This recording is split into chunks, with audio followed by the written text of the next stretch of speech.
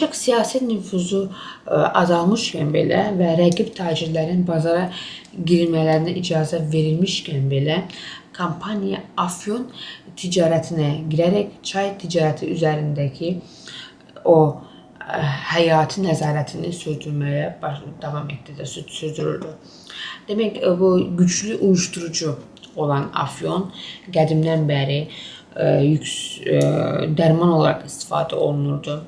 Ancaq yüksək dərəcədə bilirsiniz ki, bağımlılıq yaradır, asılılıq yaradır və Afyon asılılığı, bağımlılığı Çində elə bir problem halına gəlir ki, 1729-cu ildə istifadəsi qadağa olundu.